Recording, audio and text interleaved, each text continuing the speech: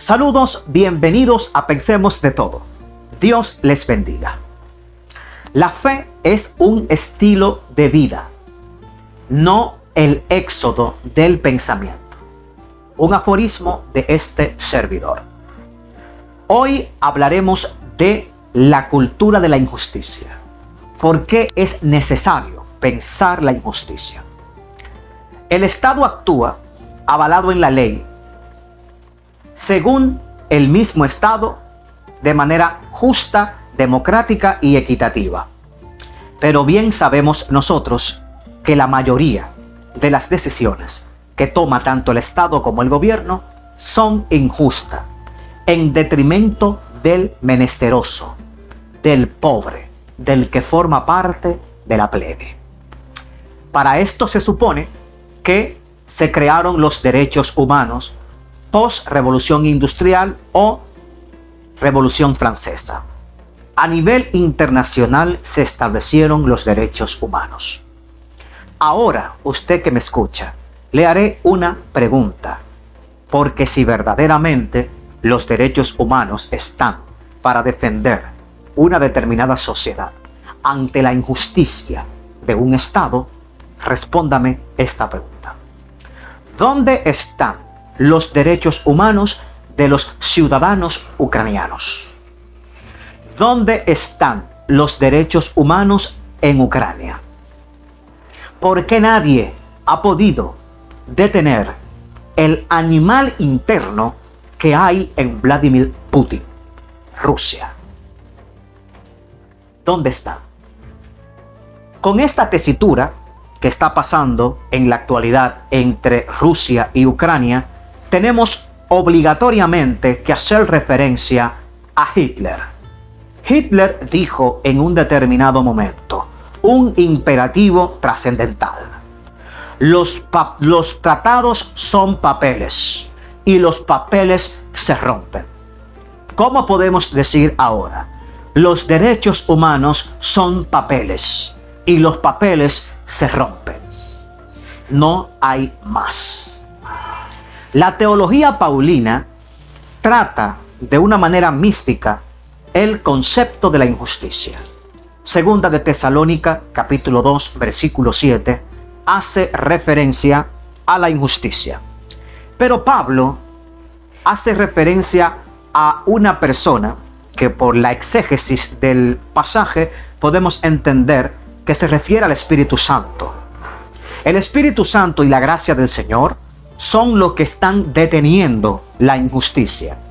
De no haber sido así, entonces sería mayor la injusticia que padecerían los hombres, tanto justos como injustos. Bien, pero Pablo le adjudica la erradicación de la injusticia a la segunda venida del Señor. Pero bien sabemos, lo que tenemos conocimientos de escatología, que habrá un acontecimiento antes de la segunda venida del Señor, que es el rapto de la iglesia, el arrebatamiento. Mientras esto acontece, porque no tenemos una fecha en sí de cuándo acontecerá, simplemente a través de algunas interpretaciones de la misma Sagrada Escritura, podemos entender que vendrá el Señor en un determinado momento, pero no es nada que sepamos con exactitud. Pablo lo que hace es decir: tranquilos, el Señor se encargará de todo. Cristo va a erradicar todo este mal y esta tierra será restaurada. Esa es la fe. Por eso vivimos eyectados en el estado de la fe, la esperanza. Pero bien, ¿qué hacemos nosotros mientras el Señor viene? Ha sido mal visto que algunos cristianos hagan política o se interesen por el aspecto político.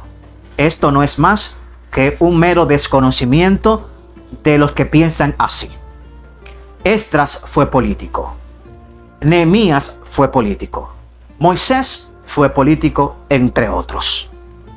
David, ni qué decir. Salomón, tampoco ni qué decir.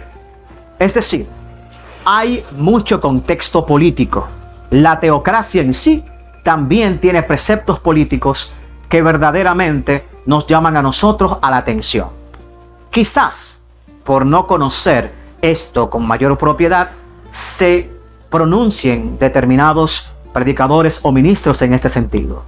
Pero el que hace política no está cometiendo un pecado. Lo malo es que lastimosamente los políticos se corrompen.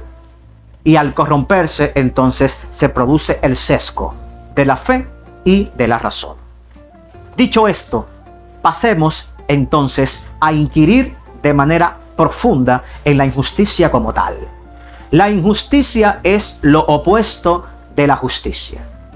Si se establece, se vive en un sistema democrático, aunque sea representativo, y todo lo que en ese sistema ocurre versa en el alrededor de la injusticia, algo anda mal. La retribución de las riquezas es injusta, porque no es ecuánime. Los filósofos, los pensadores en este sentido, reposan sobre la utopía, lo que puede ser, lo que se piensa, para que en un tiempo posterior sea posible. Pero en el ahora no lo es. No está mal pensar de manera utópica, porque las utopías mantienen viva ciertas, por así decirlo, ciertos paradigmas. Las utopías son válidas, al igual que también lo es la fe. En este sentido, quiero citar a Karl Marx, y con esto culmino, para poder entender lo que Marx dijo en un determinado momento que ha sido mal interpretado. Marx escribió un aforismo, y dijo: la religión es el opio de los pueblos. Marx quiso decir que los religiosos de su tiempo vivían en un estado de espera del reino de los cielos. Por tanto, un creyente que viva así, no hay en él ninguna posibilidad de rebelión, porque vive inyectado a la espera. Eso era lo que Marx intentó decir.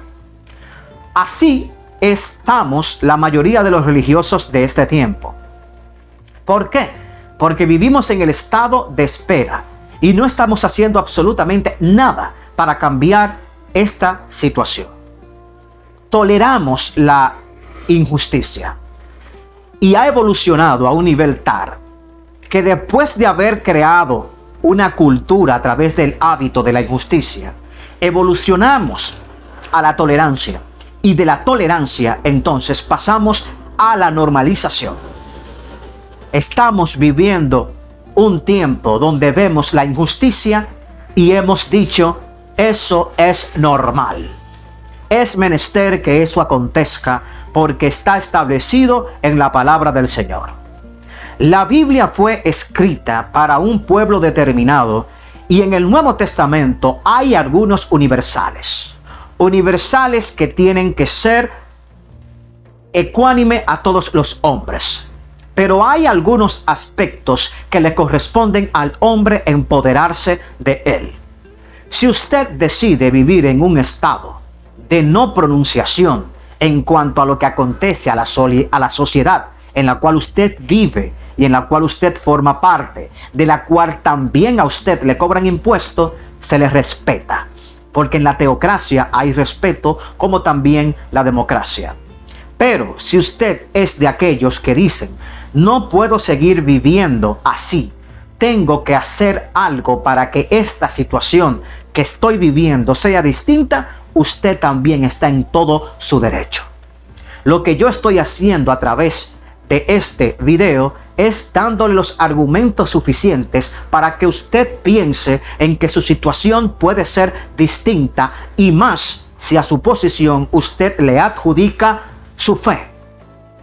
Su fe, porque si realidad o en realidad Dios está con usted, entonces empodérese de su situación, póngala en sus manos, pero también accione para que eso sea diferente.